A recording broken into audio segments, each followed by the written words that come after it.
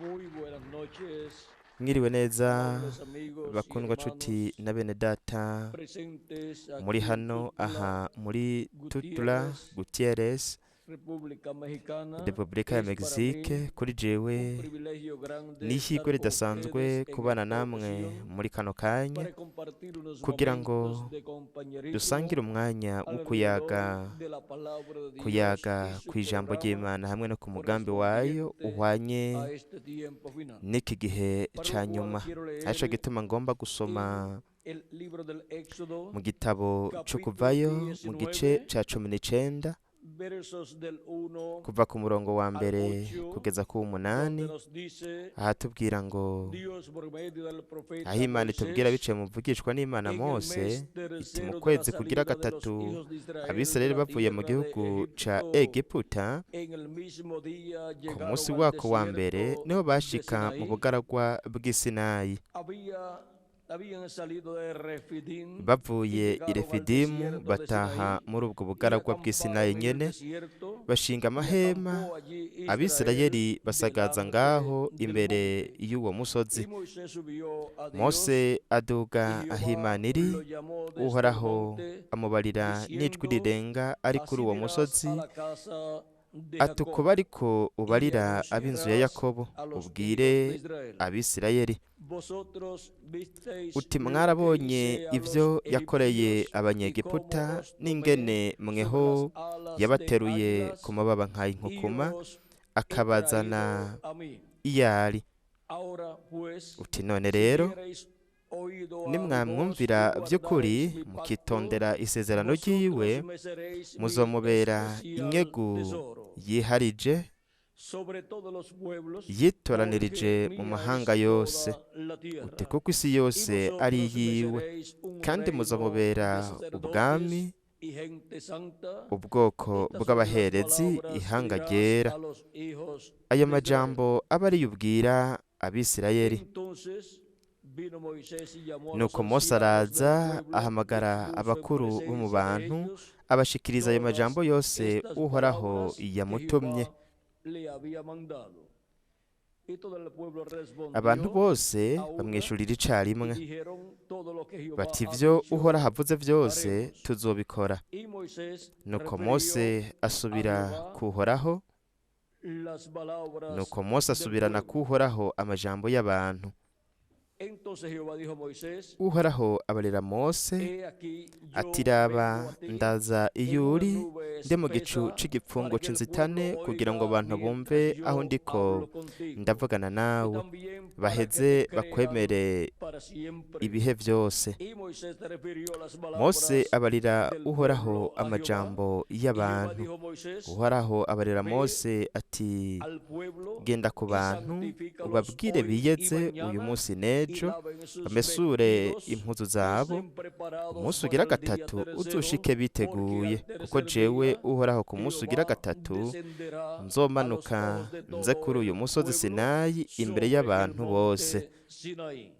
Y señalarás término nawe al uzubashingira pueblo en akarimbi derredor, k'aho bagarukira diciendo: impande zose guardaos, ubabarire no uti subáis al mwiyubare mwoye monte, kuduga ni kuri uyu toquéis sus musozi canke límites. gukora ku rubibe Cualquiera que rwawo tocare el uzokora monte, kuri uyu de musozi seguro ntazobura morirá. kwicwa No lo tocará ntihazahagire mano, umukozako porque ukuboko ariko apedreado o bamwicisha amabuye canke aseteado, bamurasa sea imyampi animal nawe coba o igitungwa sea hombre, kiwukozeko canke no umuntu vivirá. ivyo ntibize Cuando bisubire suene kubaho largamente ariko la inzamba bocina, niyaramuka subirán irandishije al ijwi monte. niho Y bazobona gushika descendió kuri uyo Moisés del musozi monte al nuko Mose pueblo y aramanuka santificó ava al kuri uwo musozi pueblo aja iyo y abantu lavaba bari sus arababwira vestidos bariyeza y dijo bamesura al impuzu pueblo: zabo estad abarira abantu preparados ati para el umunsi ugira tercer gatatu día, uzushike no toquéis mwiteguye mujer. kandi ntihazahagire Aconteció que uwegerana el n'umugore tercer día, ku munsi ugira gatatu cuando vino la mu mañana, gatondo haba vinieron imituragaro truenos y n'imiravyo relámpagos n'igicu y espesa nube n'igicu sobre el c'igipfungu monte kizitanye y sonido de kuri uwo musozi bocina muy humvikana fuerte, n'ijwi ry'inzamba y se rirengera estremeció cane todo el abantu bose pueblo que bari aho estaba en el bashagaje campamento. bahinda agashitsi Y Moisés sacó del maze Mose campamento akura al abantu pueblo aho para bashagaje recibir ngo a baze Dios, gusanganira y se Imana detuvieron al bahagarara pie del munsi monte. y'uwo musozi Todo el monte Sinaí uwo musozi humeaba, Sinayi upfunduka porque umwotsi Jehová había wose descendido kuko uhoraho sobre yamanutse él aje en fuego, kuri y wo el ari humo mu muriro subía como el umwotsi horno de wawo como el upfunduka humo de un horno, nk'uw'itanure y todo el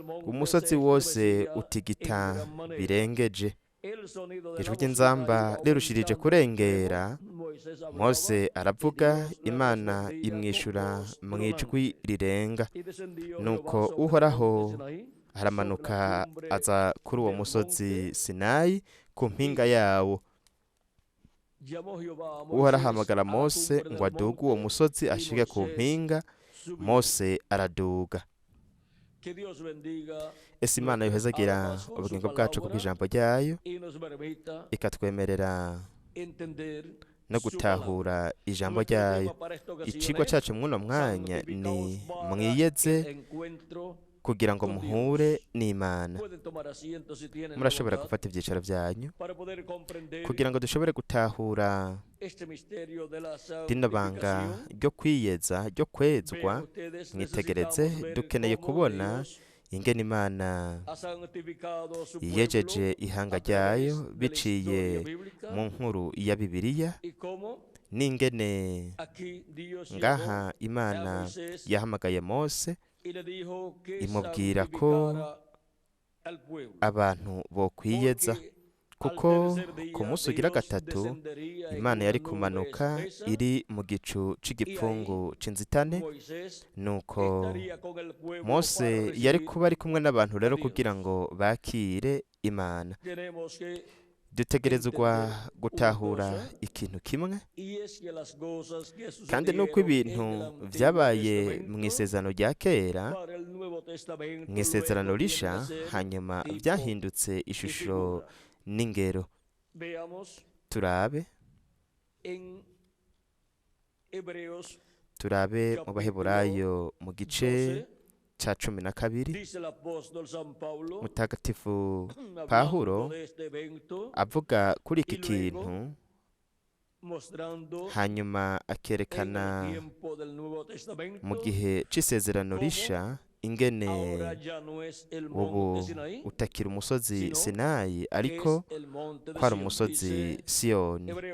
Yaravuze mu Baheburayo igice ca 12 umurongo wa 18 ukabandanya ati, ntimwegereye umusozi wokogwako, ni kuvuga ngo umusozi Sinayi waka umuriro, kandi ntimwegereye umwiza w'umuzimagiza n'uwo muzitanya n'igihuhuta, n'inzamba ivuga n'ijwi ry'amajambo abaryumvise binginga kutabwirwa irindi jambo, kuko batabashije ivyagezwe.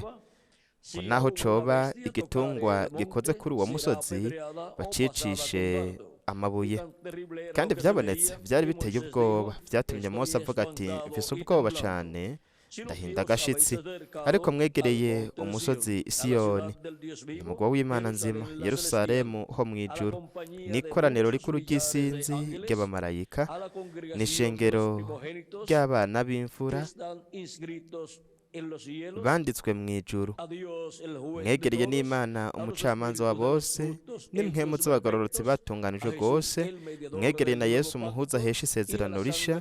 Mwegereye n'amaraso acucagirwa avuga ivyiza kurusha y'Abeli. Rero murabe ingene mw'isezerano risha umusozi Sinayi ubu uhinduka umusozi wa Siyoni, ariryo shengero ry'umwami Yesu Kristo. Nico gituma kandi tubona Abanyefesi igice ca 3 umurongo wa 20, igice ca 3, reka turabe ivyo tubwirwa na Mutagatifu Pawulo. Aratubwira ko Imana yakoreye mu ishengero ryayo kugira ngo igire ishengero ryera kandi ryejejwe, iryezeshe amaraso yayo y'igiciro. Nuko bityo rero mu kugira iryo shengero ryejejwe n'amaraso yayo, riba ishengero ritagira agasembwa canke amarabaga imbere y'Imana. Kuba rero ubu ishengero ryezwa n'amaraso ya Kristo, turabona ko son los miembros de la ari iglesia de abagize Jesucristo, ishengero rya Yesu Kristo, los que son santificados turabona ko ari bo para bezwa recibir kugira ngo a Dios. bakire Imana. Por eso es que Nico la gituma umuntu al recibir a Cristo como mu kwakira Salvador, Kristo nk'umukiza wiwe lava sus pecados en la sangre de Cristo, akoze ibyaha vyiwe mu maraso ya Kristo, luego recibe el Espíritu de hanyuma Cristo, akaronka mpwemu wa Kristo, porque es santificado, kuko apartado por Dios, arezwa por el Espíritu akezwa Santo, n'Imana na mpwemu yera kugira ngo yakire Imana. en Espíritu Santo, Muri en mpwemu su yera vida, mu buzima y recibir bwiwe así aronke el bityo nuevo nacimiento. ukuvuko bwa Lo kabiri. que ocurrió allá en el Ivyabereye monte de la hariya ku musozi transfiguración wo guhindurirwako es tipo y figura ni ishusho del n'ingero bautismo y'umubatizo del Espíritu Santo. wa mpwemu yera. Vean Murabe ingene también para murabe los ingene creyentes en Jesucristo, n'abizera Yesu en el Kristo Nuevo nabo Testamento, mu isezerano que risha estuvieron con Jesucristo, abari kumwe na Yesu los Kristo cuales ari bo creyeron en Jesucristo bizeye Yesu y Kristo fueron santificados. hanyuma Cristo bakezwa. dijo orando, Kristo yaravuze ariko arasenga santificados ati en la verdad, tu ubezeshe palabra ukuri, es la verdad. ijambo ryawe niryo Y kuri, fueron preparados kandi y barateguwe santificados, barezwa apartados por bezwa Dios, n'Imana. para Kubera iki? recibir Kugira a ngo Dios en Espíritu bakire Imana muri Santo mpwemu el yera día de Pentecostés. ku munsi wa Pantekoti. Y Kandi vean cómo murabe ingene para el día postrero ku munsi wa todos nyuma los miembros del cuerpo abagize místico del umubiri Señor Jesucristo w'ibanga w'umwami Yesu Kristo lo han recibido como su abamwakiriye Salvador, nk'umukiza han lavado wabo sus bakoza pecados ibyaha en la byabo sangre de mu Cristo, maraso ya Kristo, y han recibido su Espíritu bakaronka na Santo, mpwemu yera. han sido personas Bamye ari apartadas abantu por Dios. bejejwe n'Imana. Santificar Kweza significa bisigura apartar, gututurira, y kweza, han sido kandi apartados por Dios barejejwe n'Imana kugira ngo en el día postrero ku munsi wa nyuma recibir baronke la plenitud del umwuzuro Espíritu de Dios. wa mpwemu w'Imana, Recibir baronke a Cristo Kristo en su segunda venida, mu kuza kwiwe kwa kabiri, el cual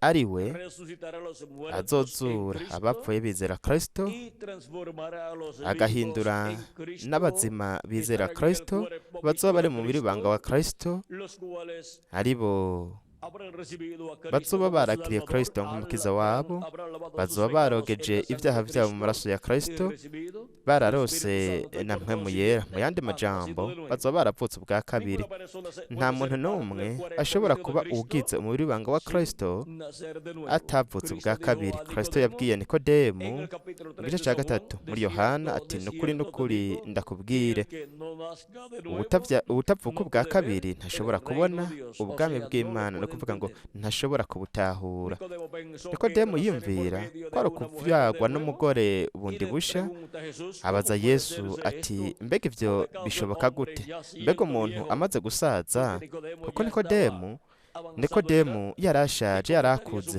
None nyina wiwe nyamba yaragihari yarameze gute? Dice que es Kristo rero necesario yamubwiye nacer de ko nuevo ari ngombwa para kuvuka entrar al ubwa reino kabiri de kugira Dios. ngo yinjire mu Y bwami Nicodemo bw'Imana. estaba Nikodemu interesado en entrar al yarashishikajwe reino no de kwinjira Dios. mu bwami bw'Imana. Le dice, ¿cómo puede hacerse Aramubwira ati esto? none ¿Puede ibyo acaso el byashoboka hombre gute? ya Mbega siendo umuntu viejo ashaje entrar en el vientre de su yoshobora madre kwinjira y mu nda ya nacer de nyina nuevo? akongera akavuka? Cristo le dice, Kristo aramubwira de ati cierto te nukuri digo, nukuri que el que ndakubwire, no nazca de nuevo ubutavuka ubwa no kabiri puede ntashobora ver el reino de kubona Dios. O sea, ubwami el que no bw'Imana. Ni nazca ukuvuga del ngo agua y del ubutavyagwa Espíritu n'amazi na no mpwemu puede entrar ntashobora kwinjira al reino de Dios, ubwami o en el bw'Imana reino de canke Dios. mu bwami O bw'Imana. sea, no puede Ni entrar ukuvuga para ntashobora formar kwinjira parte de la kugira ngo iglesia abe del ubugize Señor ishengero Jesucristo. ry'umwami Yesu Kristo. El reino de Dios, Ubwami la iglesia de bw'Imana, Jesucristo, ishengero rya Yesu Kristo, tiene las personas que han riremwo creído en abantu Cristo como su bizeye Salvador, Kristo y han nk'umukiza lavado sus wabo, pecados bakoze en la ibyaha sangre byabo de mu maraso Cristo, ya Kristo, y han recibido su Espíritu kandi Santo. banarose Esa es la mpwemu única yera. forma Nibwo buryo en que bumwe una persona rudende puede entrar a la umuntu iglesia de ashobora kwinjira mu Jesucristo y ishengero así rya Yesu formar Kristo, parte bityo de la akaba iglesia uwugize de ishengero Jesucristo. rya Yesu Kristo. Y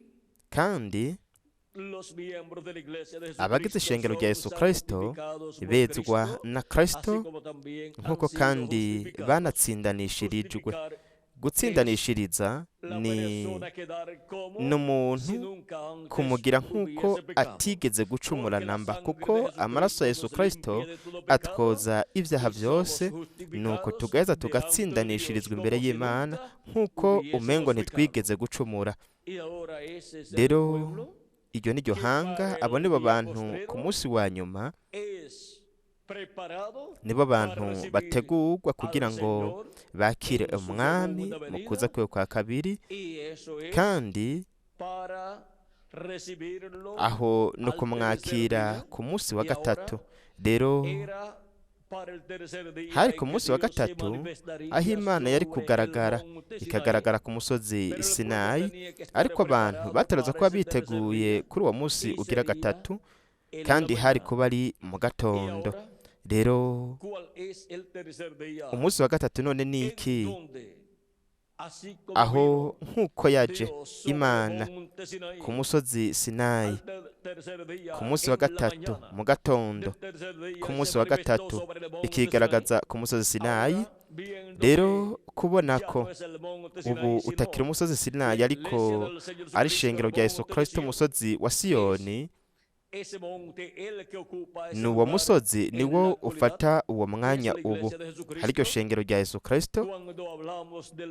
Iyo tuvuze ku munsi wa gatatu rero, umunsi umwe imbere y'Umwami Imana ni nk'imyaka igihumbi, n'imyaka igihumbi ni nk'umunsi umwe. Rero ku munsi wa nyuma Kristo yarasezeranye, asezeranira abamwizera ko azobazura mu gihe bazaba barapfuye mu buryo buboneka, nambi imibiri yabo y'inyama izoba yarapfuye. Turabe muri Yohana Mutagatifu igice cya 6, aho dufise rino sezerano ry'umukundwa wacu umwami Yesu Kristo, umurongo wa 39 n'uwa 40 haravuga ngo, kandi atuwe ntumyagomba ngiki, agomba yuko umuvyeyi yampaye byose hatagira na kimwe kinzimirana, ariko nze nkizure ku munsi w'iherezo ryari, ku munsi wa nyuma. Kuko iki arico data agomba yuko ubona umwana wese akamwizera agira ubugingo budashira, nanje nkazomuzura ku munsi w'iherezo. None umunsi wa nyuma ni uwuhe? Petero Mutagatifu mu Mwitegure rwa kabiri igice cya 3 umurongo w'8, aho araduha urufunguruzo rwo kugira ngo dutahure iminsi ya nyuma iyo ariyo, hamwe n'umunsi wa nyuma uwo ari wo. Mutagatifu Petero aratubwira muri Petero wa kabiri igice cya 3 umurongo w'8, atari ko nkunda iri rimwe mweho ntimugiyobagize. Ni ukuvuga ko ari ikintu tudakwiye kwiyobagiza, yuko ku Mwami Imana umunsi umwe umeze nk'imyaka igihumbi, n'imyaka igihumbi imeze nk'umunsi umwe. Ndetse uko niko yanabivuze umuvugishwa n'Imana Mose muri Zaburi ya 90 umurongo wa 4. Aho ni naho Mutagatifu Petero yakuye kuno guhishurirwa. Rero kuba umunsi umwe imbere y'Umwami Imana kuberemwe abantu ari umunsi umwe w'ikimpumbi, ni ukuvuga ngo uremwo imyaka igihumbi. Rero dushobora gutahura amajambo ya Mutagatifu Pawulo mu gwete yandikiye Abaheburayo igice cya 1 umurongo wa 1 n'uwa 2, hatubwira ati, kera Imana yabaririye ba sogokuruza mu kanwa k'abavugishwa nayo mu bihe byinshi no mu buryo bwinshi. Muri iyi minsi y'iherezo yabaririye twebwe mu kanwa k'umwana wayo, uwo yashiriyeho kubasamurago wa byose, niwo yahaye kurema isi. Ni ryari Pawulo avuze yuko Imana yavuze abiciye mu mwana wayo? Avuze ko yamuvugiye mu minsi ya nyuma, kandi haraheze imyaka 2000. None ijya minsi ubwo Yesu yari karavuga ubutumwa, Imana ikavuga biciye muri we, ni gute ijya minsi ishobora kuba iminsi ya nyuma? Biroroshe, nuko umunsi umwe imbere y'Umwami Imana ari nk'imyaka igihumbi, n'imyaka igihumbi ni nk'umunsi umwe. reka rero turabe ico mutagatifu petero yavuze mu gitabo c'ivyakozwe n'intumwa igice ca kabiri, aho hari ku munsi wa pantekoti, igihe biyumvira ko barya abantu 120 bizera Kristo bari barose mpwemu w'Imana, biyumvira ko bari baborewe, ariko ntibari baborewe. Murabe ingene bivugwa hano mu gice ca kabiri mu gitabo c'ivyakozwe n'intumwa 14 kugeza kwa 20. Ariko Petero ahagararana nabo 11 ababariza ijwi rirenga ati, yemwe Bayuda n'ababa i Yerusalemu mwese, ibi nimubimenye kandi nimwumvirize amajambo yanje. Aba ntibaborewe nk'uko mwiyumvira, kuko ubu ari isaha 3 z'umunsi, no kuvuga hari hagati ya saa 2 na saa 3 zo mu gatondo, kuko buri gicugu, buri gihe c'umuteramyi kigizwe n'amasaha 3, kandi igicugu ca kane nico gicugu kimwe rudende kiba ku murango, kandi kiba kuva sizere kugeza saa 3 zo mu gatondo. Habandanya havuga hati, ariko ivyo ntivyavuzwe n'uwavugishwa n'Imana Yoweri ati, bizoba mu misi y'iherezo niko Imana yagize, nzosuka mpwemu wanje ku bari n'umubiri bose. Ni ryari Imana ivuze ko izosuka mpwemu wayo ku bari n'umubiri bose? Ni mu misi ya nyuma, kandi abahungu n'abakobwa banyu bazovugishwa nanje, n'imisore yanyu izobona ivyo yeretswe, n'abatama banyu bazorota inzozi. Mbere n'abagorana banje b'abahungu n'abakobwa muri iyo misi nzobasuka ko mpwemu wanje bavugishwe nanje. Aha dushobora kubona ingene mutagatifu Petero avuga ko iri sezerano ryo kuza kwa mpwemu yera ku bari n'umubiri bose ari ryo mu misi ya nyuma, kandi bo ngaha bariko bararonka mpwemu yera. Imana yariko irasuka mpwemu wayo ku bari n'umubiri bose, kuri buri muntu wese yari yizeye Kristo nk'umukiza wacu, akoza ivyaha vyiwe mu maraso ya Kristo. Iryo sezerano ryari ryaba isezerano rya mpwemu yera kugira ngo baronke ukuvuka ubwa kabiri, kandi uhereye mu misi y'intumwa bariko barabaho mu misi ya nyuma, kandi Imana yariko iravuga biciye muri Yesu Kristo mu misi ya nyuma, kandi yariko irasuka mpwemu wayo ku bari n'umubiri bose uhereye ku munsi wa pantekoti ukabandanya. Rero turabona yuko uhereye muri rya misi kugeza muri iki gihe Imana yamye isuka mpwemu yera ku bari n'umubiri bose, kuko n'ubu turacaba mu misi ya nyuma. Murabe kandi muri Petero wa mbere igice ca mbere murongo wa 19 ukabandanya, mutagatifu Petero aratwibwisha ko twebwe twacunguwe atari n'izahabu canke n'ifeza, ariko twacunguwe n'amaraso y'igiciro ya Kristo. Haravuga ngo, ariko mwacungujwe amaraso y'igiciro kinini nk'ay'umwagazi w'intama utagira agasembwa canke ibara, niyo ya Kristo. Uwo yamenywe n'Imana kera itanguriro ry'isi ritarashigwaho, ariko yerekanywe ku iherezo ry'ibihe ku bwanyu. Yagaragajwe ryari? Mu misi ya nyuma, mu bihe vya nyuma, no kuvuga ngo mu misi ya nyuma. Kandi none imisi ya nyuma ni iki? Ntabwo ari imisi 3 y'amasaha 28, ariko iyo misi 3 ya nyuma imbere y'Imana kuberemwe abantu ni ibintu bitatu, no kuvuga imyaka 3,000. Igihe Yesu yari afise hagati y'imyaka 4 n'imyaka 7 hatanguye ikimpumbi ca gatanu, ndetse mu yandi majambo hatanguye imisi ya nyuma, kandi n'ubu turacaba mu misi ya nyuma, nk'uko imisi ya nyuma y'iyinga kuri twebwe ari kuwa kane, ari uwo munsi wa gatanu w'iyinga, kuwa gatanu ari uwo munsi wa gatandatu w'iyinga, hamwe n'isabato ari uwo munsi w'indwi w'iyinga. Rero imisi ya nyuma imbere y'Imana kuberemwe abantu ni ikimpumbi ca gatanu, ikimpumbi ca gatandatu, hamwe n'ikimpumbi c'indwi. Mwabonye ingene vyose vyoroshe? Nico gituma uhereye mu misi ya Yesu kugeza muri iki gihe cacu turiko turaba mu misi ya nyuma, kuko umunsi umwe imbere y'Umwami kuberemwe abantu ni ikimpumbi, no kuvuga imyaka igihumbi. Nico gituma Imana yamye isuka mpwemu yera uhereye mu minsi y'intumwa kugeza muri iki gihe ca nyuma. Rero kuva kuri Kristo kugeza ubu haraheze imyaka 2000, kandi imbere y'Imana ni igihe kingana gute caheze? Ni iminsi 2 gusa. Iminsi 2 gusa mu minsi 3 ya nyuma imbere y'Imana, 2 yaraheze mu gihe twokongera ku kirangaminsi imyaka yo gucegwa ikiriko. Tutongereye imyaka yo gucegwa ikiriko, nuko habura gusa imyaka 2 n'amezi 4 kugira ngo harangire iminsi 2 ya mbere yo mu minsi ya nyuma, hatangura umunsi wa nyuma, no kuvuga ngo ikihumbi c'indwi ari uwo munsi wa gatatu mu minsi 3 ya nyuma. Ni ibihumbi indwi byose, ariko mu bihumbi indwi hariho ibihumbi 3 vya nyuma, ari byo ica gatanu, ica gatandatu hamwe n'ikihumbi c'indwi. Rero habura gusa imyaka 2 n'amezi 4 kugira ngo harangire uwa kabiri mu minsi 3 ya nyuma, hatangura uwa gatatu mu minsi 3 ya nyuma, kandi uwa gatatu mu minsi 3 ya nyuma ni umunsi wa nyuma imbere y'Imana, ari ikihumbi ca nyuma kubiremwa abantu.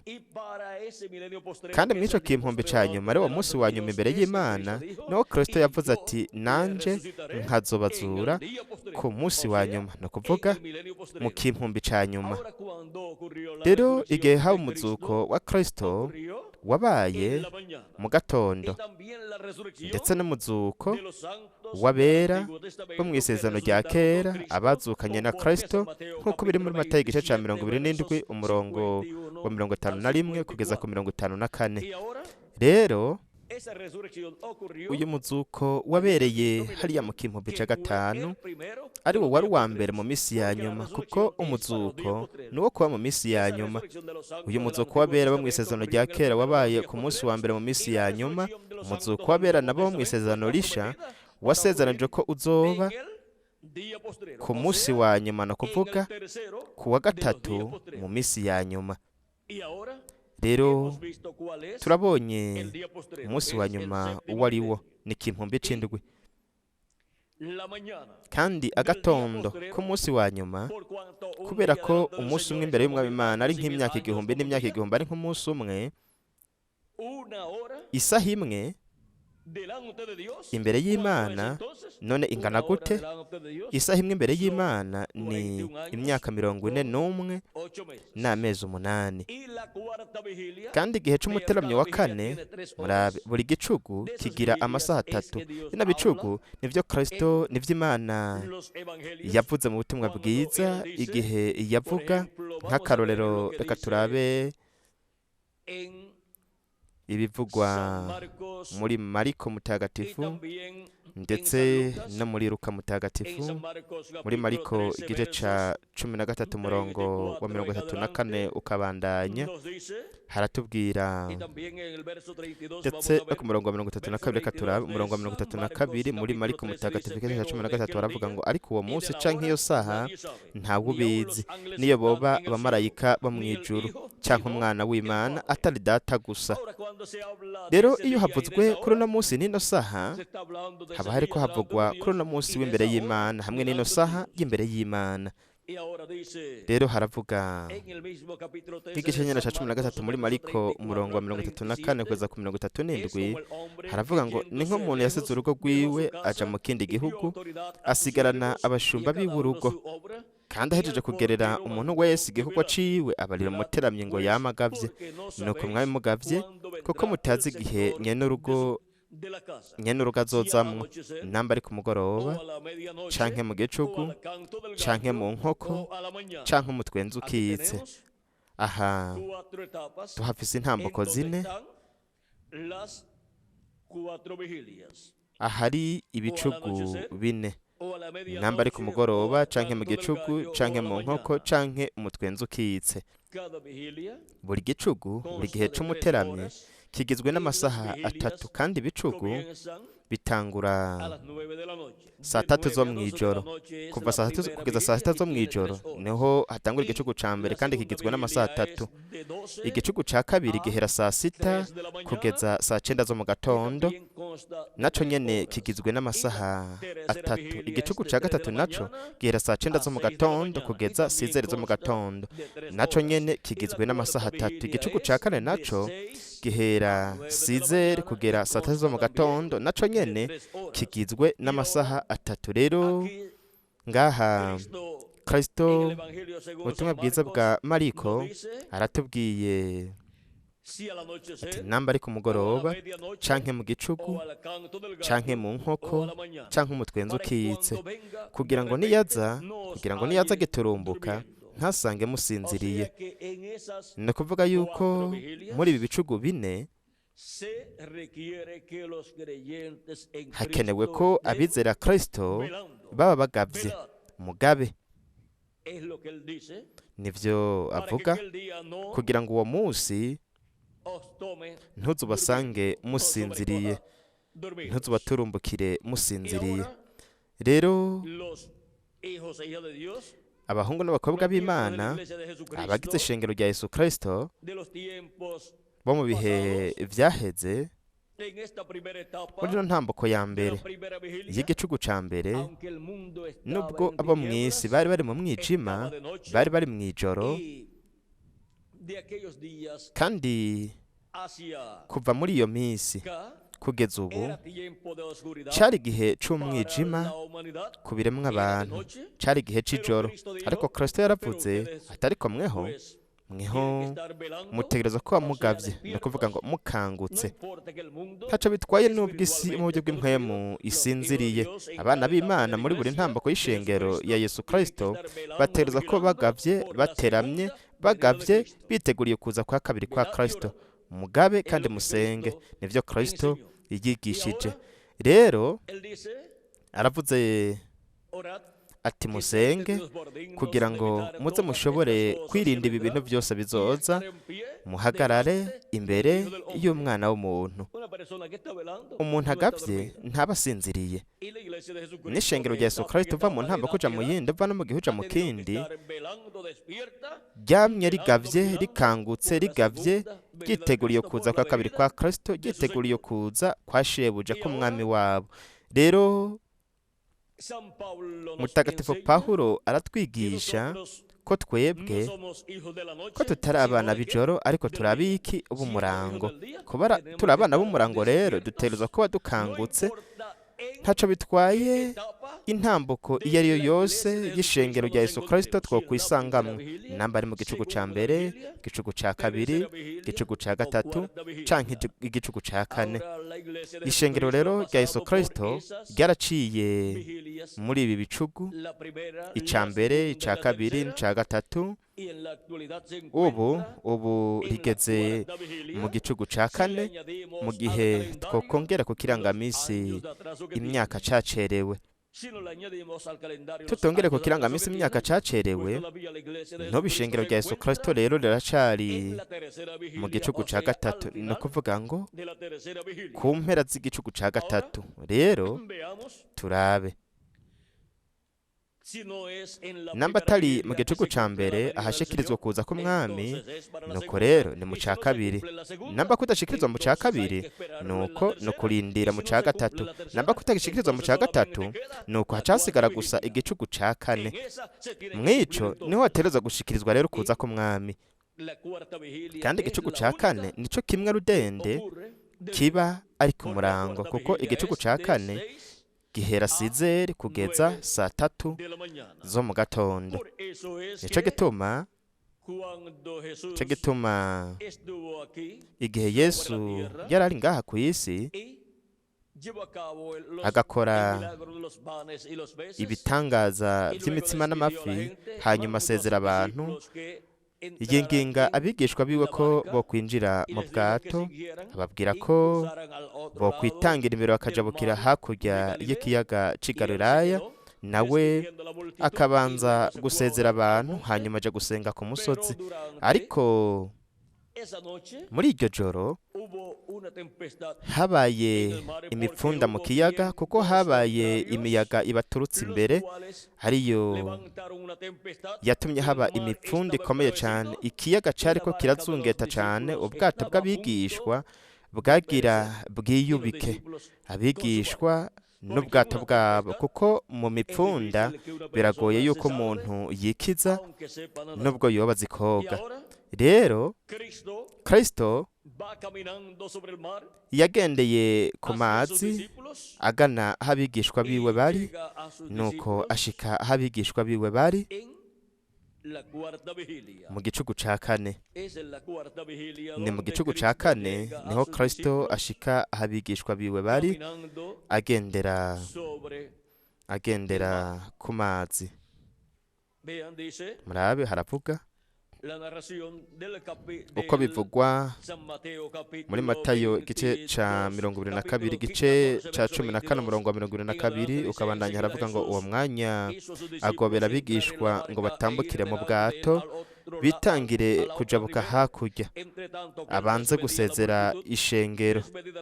Ahejeje gusezera ishengero, aduga umusozi gusenga yiherereye. Bwagorovye yari wenyene gusa, ariko bwato bushitse hagati mu kiyaga bari batamijwe n'imipfunda, kuko umuyaga wari ubaturutse imbere. Ku muteramyi ugira kane aza aho bari agendesha amaguru hejuru ku kiyaga. Abigishwa bamubonye agendesha amaguru hejuru ku kiyaga basimbwa n'umutima bati n'igihume, baturikishwa ubuku n'ubwoba. Uwo mwanya Yesu arababwira ati humura ni jewe, nimureke gutinya. Yiyerekanye nka ndiho. Umwe yari yiyeretse Mose akamubwira ati ndi Imana ya Aburahamu na Isaka na Yakobo. Ko niko marayika w'Uhoraho yamubwiye, ari iyo Mana nyene nyene ububasha bwose, Imana ya Aburahamu na Isaka na Yakobo. Igihe Mose yamubwira ko yoja ku bwoko bw'Eheburayo, akababwira ko Imana yabasekuruza yamwiyeretse, Mose yarayibajije ati nibambaza bati witwa nde, nzobabwira gute? Imana iramubwira ati uzubabwire uti nduwo ndiwe, kandi uzubabwire uti ndiho yabantumyeko.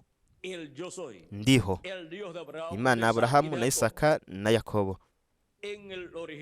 Mu nkomoko turabona ko ari indome zine z'indagi: ye, he, we, he. Indome zirimwo iri zina Imana yahaye Mose, arizo zidashobora gusomwa, ariko kugira ngo bazisome, nubwo izina Imana yatanze ngaho ridasomwa nk'uko, abanyateolojiya bazongeyemwo indome zimwe zimwe zivuga kugira ngo rishobore gusomwa nka Yahwe canke Yave canke Yehova. Ariko uko risomwa ubwaryo nibanga, kandi nta numwe yari gushobora canke yashoboye gusoma rino zina Imana yahaye Mose nk'izina ry'Imana. Rero murabona ko rino zina ry'Imana mu gitabo cyo Kuvayo mu gice ca 23 ari marayika w'Uhoraho arifise. Mu gice ca 23 umurongo wa 20 kugeza ku 23 mu Kuvayo haravuga ngo ehengera ntume umumarayika imbere yanyu, abazigame mu nzira, abashikane aho nateguye.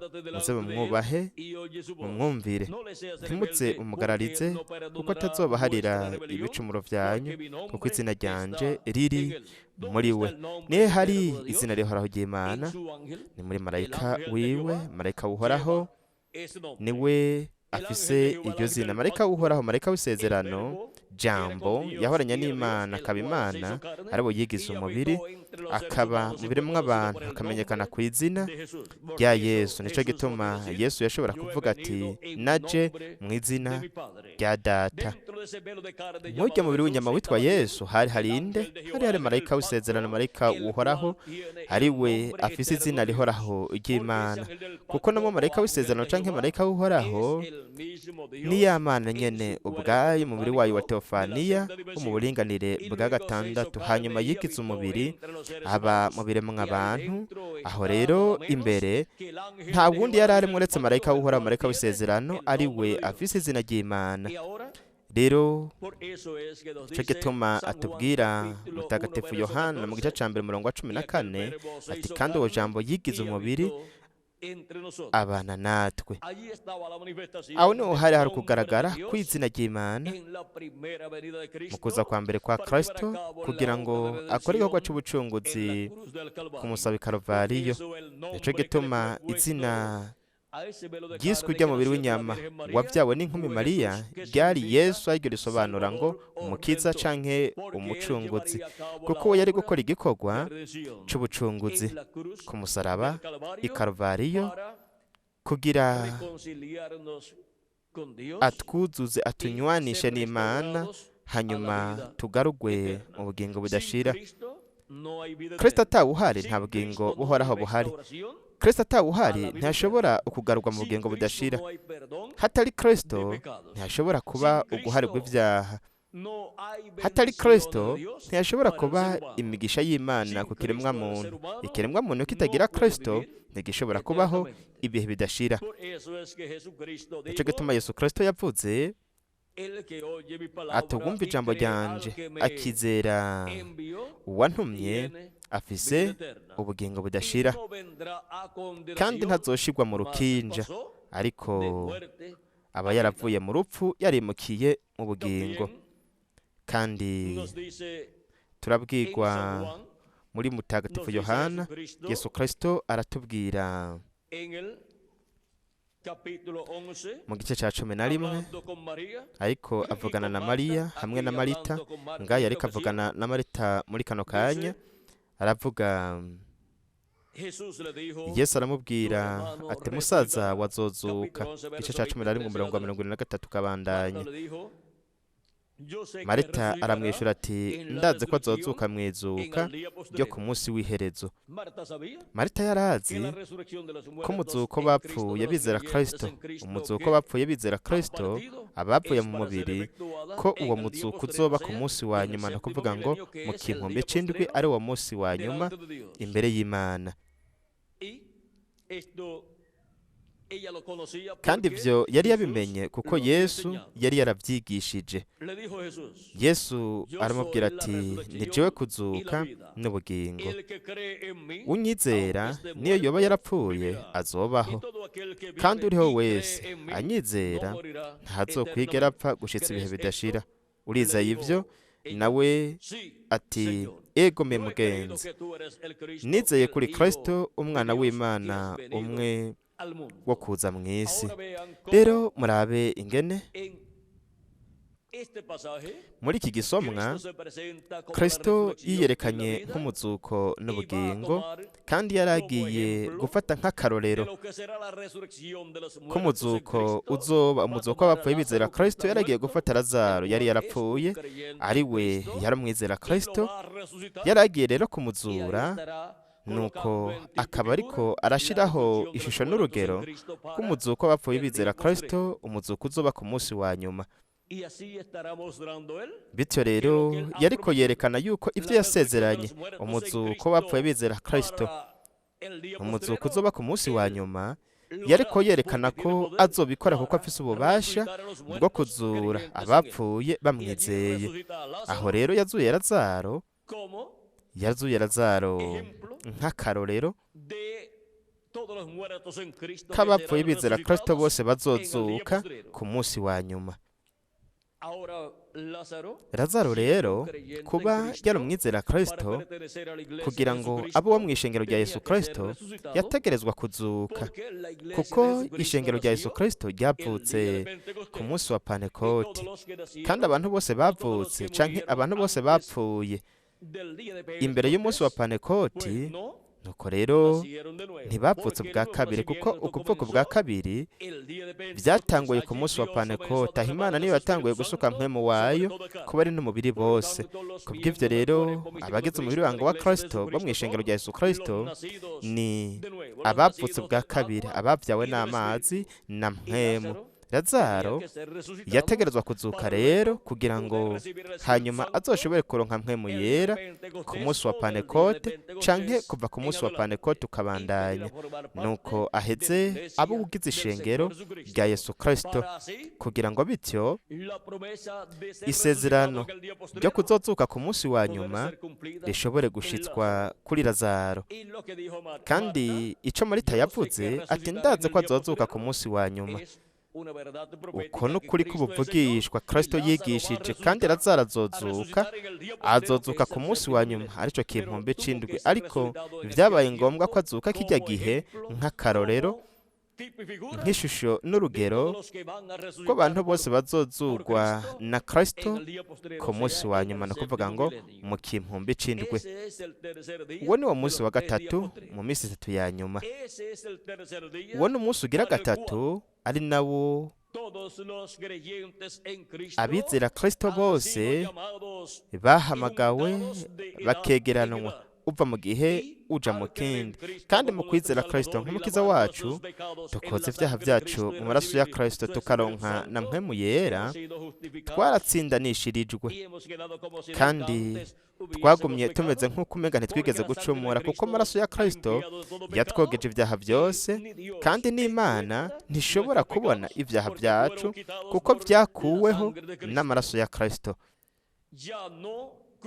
Ntabwo bigitwikiriwe nk'uko byari biri mu isezerano rya kera, bitwikirwa n'ibimazi vya birya bitungwa, ari vyo amaraso yavyo yatwikira icaha, kuko bitari bimazi bitunganye. Ndetse mu yandi majambo, amaraso ntiyari amaraso atunganye. Kubw'ivyo rero icaha c'abizera bose bo mu isezerano rya kera, abatanga ivyo bimazi, ibyaha byabo byari bitwikiriwe gusa n'amaraso y'ivyo bimazi. None ni kubera iki amaraso y'ivyo bimazi yatwikira icaha? Nuko yashushanya ikimazi ca Kristo. Zirya ntama n'arya masuguru y'impene yashushanya umwagazi w'intama w'Imana Yesu Kristo, yari kuza ku isi agakuraho icaha. Kandi igihe yagaragara Yesu, Yohana yaravuze, ariko aramwerekana, yaravuze ati, nguyu umwagazi w'intama w'Imana ukura ibyaha by'abari mw'isi. Rero mu kuza k'umwagazi w'intama w'Imana, umwagazi w'intama utunganye, hamwe n'amaraso yiwe y'igiciro, yatanze ikimazi gitunganye, ari we yakuye ibyaha by'abari mw'isi. Nico gituma iyo umuntu yizeye Kristo umukiza wiwe, akoze ibyaha vyiwe mu maraso ya Kristo, ivyo vyaha birakugwaho burundu. Uwo muntu akaguma ameze nk'uko umenga ntiyigeze gucumura, akaronka mpwemu wa Kristo, bityo akaronka kuvuka ubwa kabiri, akavuka ubwa kabiri, akavukira mu ishengero rya Yesu Kristo, akavukira mu vyaremwe bishasha. Ivyaremwe bisha ari navyo Yesu Kristo ari inkomoko yavyo. Vyahishuwe igice ca 3:14 havuga ko Yesu Kristo ari inkomoko y'ivyaremwe n'Imana. Ivyo vyaremwe bisha ni Adamu wa kabiri, kandi kuba we ari Adamu wa kabiri, ni Adamu wa kabiri ko mu vyaremwe bisha, ivyo vyaremwe vy'Imana ari navyo biza ngaha ku isi biciye mu kwizera Kristo umukiza wacu, hamwe no koza ibyaha vyacu mu maraso ya Kristo, no kuronka mpwemu yera, bityo tukavuka ubwa kabiri. tukavukira mu byaremwe bisha, bityo tukavukira mu ishengero rya Yesu Kristo, hanyuma tukaba abo muri ibyo byaremwe bisha bivize ubugingo budashira, tukaronka umubiri wa teofaniya mu burenganire bwa gatandatu witwa marayika w'uhoraho ushagaje impande zose z'abamwubaha akabarokora, kandi umubiri w'inyama upfuye nuko ari umuntu aza kuba muri paradizo mu mubiri wa teofaniya.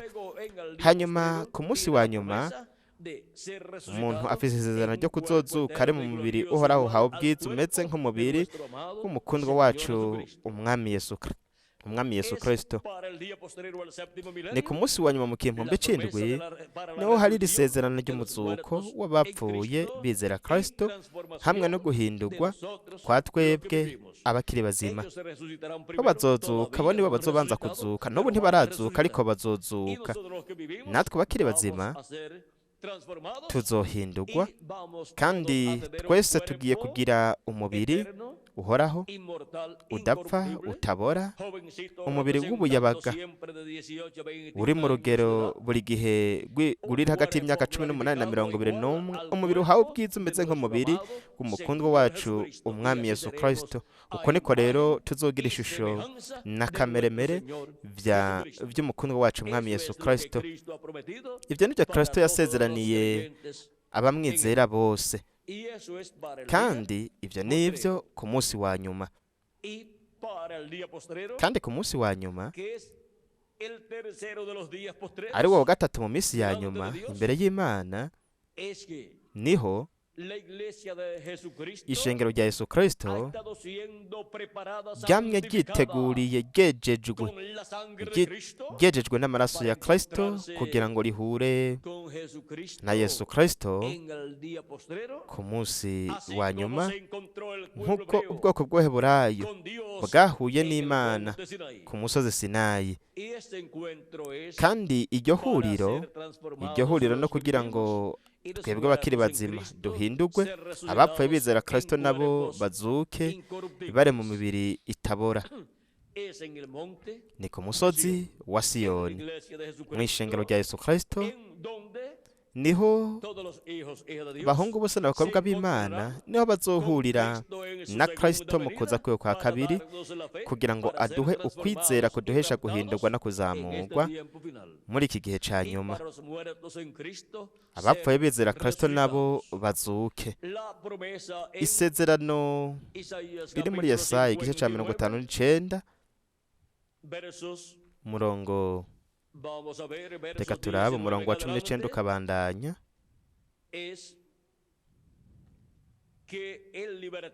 Nuko umurokozi azoza i Siyoni. Haravuga ngo Yesaya igice ca 59 umurongo wa 19 ukabandanya kugeza ku 21, niho bazokubaha izina ry'uhoraho uhereye iburengerazuba, n'icubahiro ciwe uhereye iyo rirasira, kuko umwasi azoza nk'uruzi rusenyerana, ariko mpwemu w'uhoraho azoshinga ibendera ryo kumugwanya. Rino bendera azoshinga ryo kugwanya umwasi ni ukuza kwa kabiri kwa Kristo. Kandi umucunguzi azoza i Siyoni. Azoza hehe i Siyoni? Kubo mu Bayakobo bateye ibitugu ibicumuro, niko Uhoraho agize. Nanje ngira isezerano nsezeranye nabo, niko Uhoraho agize. Impwemu yanje iri kuri wewe, n'amajambo yanje nshize mu kanwa kawe ntibizova mu kanwa kawe, canke mu kanwa k'abuzukuru bawe, canke mu kanwa k'abuzukuruza bawe, uhereye none ugashitsa ibihe bidashira, niko Uhoraho agize. Mu Baroma naho igice ca 11 Mutagatifu Pawulo aratubwira kuri iki gisomwa nyene. Murabe ingene afata kino gisomwa nyene, nuko akatwereka igihe ca nyuma hamwe n'ibintu bizoba biriko biraba mu gihe ca nyuma. Aratwereka ubwoko bw'Abaheburayo hamwe no gukomanaza umutima k'ubwoko bw'Abaheburayo aribo base Kristo mu kuza kwe kwa mbere. Bara mu gice ca 11 umurongo wa 25 kabandanya aravuga, Mutagatifu Pawulo aravuga ati, bene data, singomba ko mutamenyera ibanga mwoye kuyita abanyabwenge, n'iryuko habaye gukomanaza imitima y'Abisirayeli, ariko si bose, gushitsaho igitigiri gikwiye c'abanyamahanga kizokwinjira mu ishengero. Kandi niki bisobanura ibi? Ati kwinjira igitigiri gikwiye c'abanyamahanga ni ukwinjira kw'abantu bose bagize umubiri w'ibanga wa Kristo. Ukwinjira k'umwuzuro w'abanyamahanga ni kugeza igihe hazokwinjira umuntu wa nyuma mu banga wa Kristo, kugeza aho hazokwinjira uwa nyuma watonejwe n'Imana, kugeza aho hazokwinjira umuntu wa nyuma izina ryiwe ryanditse mu gitabo cy'ubwami cy'umwagazi w'intama. Ni kugeza aho umuntu wa nyuma azoba yakiriye Kristo mugeza wiwe, akoze ibyaha vyiwe mu maraso ya Kristo, akaronka na mpwemu yera, bityo akaba yinjiye mu banga wa Kristo. Nuko hakuzura bityo umubiri w'ibanga wa Kristo, ishengero ry'umwami Yesu Kristo. Kandi umubiri w'ibanga wa Kristo wuzura muri iki gihe ca nyuma mu ntambuko y'igihe cy'uburegwa imfuruka, arico gihuye na Amerika Latine na Karayibe. Ni kuvuga ngo abanyamerika Latine na Karayibe nibo bazokuzuza umubiri w'ibanga w'umwami Yesu Kristo. Kandi dusige kandi purusantaje imwe rimwe kwijana, kugira ngo hageze uwundi muntu wo ku wundi mugabane yakira ijambo, nuko yinjiye mu banga wa Kristo muri iki gihe ca nyuma. Ariko abenshi mu batorejwe n'Imana bo mu gihe ca nyuma ni abanyamerika Latine na Karayibe, kuko ni intambuko y'igihe cy'uburegwa imfuruka ishikirizwa muri Amerika Latine na Karayibe, umugisha ukomeye cyane uhambaye cyane atamugabane n'umwe ushobora kugira ufiswe na Amerika Latine na Karayibe muri iki gihe ca nyuma. N'abantu ni hanga rifise umugisha w'Imana muri iki gihe, nk'uko ubwoko bw'Abaheburayo bwagize umugisha w'Imana hagati muri bo igihe Yesu Kristo yarari ngaha ku isi ari mu bwoko bw'Abaheburayo, ariko baramwase. Kristo rero uva mu gice mu kindi yamye ari mu banyamahanga, ari hagaragarira ahamagara yegeranya abana biwe batoranijwe uva mu ntambo yo kuja mu yindi, kandi yamye abatsindanishiriza abeza, abuzuza mpwemu wiwe, bitegakora ukuvuko bwa kabiri muri bo, kandi abategurira ukuza kwa kabiri kwa Kristo, kugira ngo ihanga ry'Imana, ishengero rya Yesu Kristo rihure n'umukundwa wacu umwami Yesu Kristo. Kandi iryo huriro rizoba ku munsi wa nyuma, ari wa gatatu mu minsi itatu ya nyuma. Hari ku munsi wa gatatu niho ihanga ry'Abaheburayo, niho Abaheburayo bagiye ku musozi Sinayi kugira ngo bahure n'Imana, ariko byabaye ngombwa ko bamara n'iyo minsi y'imbere nayo nyene bariko bariyeza bitegura kugira ngo bahure n'Imana yabo ku musozi Sinayi. Ubu naho rero uguhura n'umwami wacu Yesu Kristo bizobera ku musozi Siyoni mu kuza kwiwe kwa kabiri, ku munsi wa gatatu, no kuvuga mu kimpumbi ca gatatu c'ibihumbi bitatu vya nyuma. Rero hariya niho habereye, hariya iryo huriro ryabaye mu gatondo, no kuvuga ngo mu gicugu ca kane, no mu gatondo ko ku munsi wa nyuma, mu gatondo ku munsi wa gatatu mu minsi itatu ya nyuma, niho hazoba rino huriro gihanga rya Kristo, ishengero rya Yesu Kristo rihura n'umukundwa wacu umwami Yesu Kristo. Kandi kuba isaha imwe imbere y'Imana kuberamwo abantu ari imyaka 41 n'amezi 8, amasaha 3 ni imyaka 125. No kuvuga ko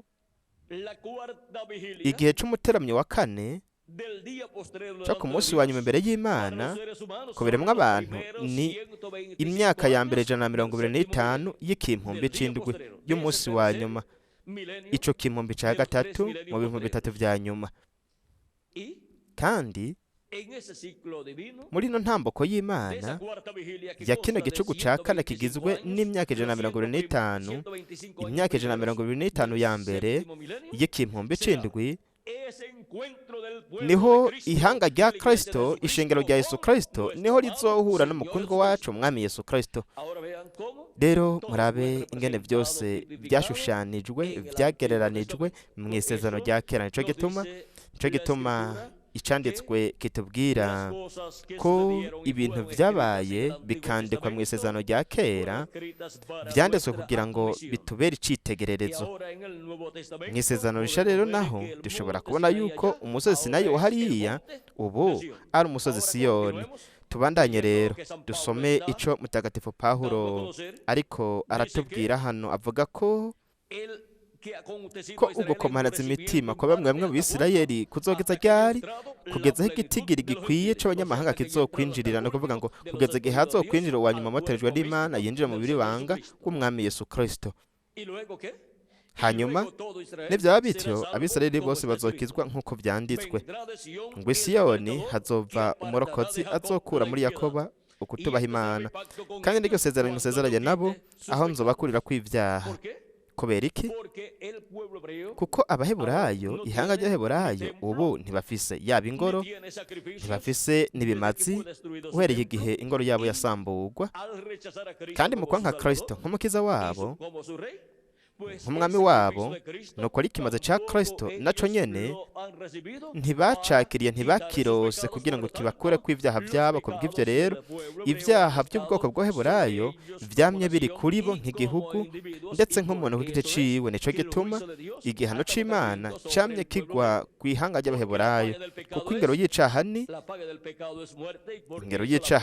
n'urupfu. Nico gituma urupfu rwamye rwiziziye Abaheburayo kugeza ubwo Hitireri yahatswe gukuraho burundu guhonya ubwoko bw'Abaheburayo. Ariko mu gihe ca nyuma ivyaha vyabo bizokugwaho, kuko Isiyoni hazoza umurokozi.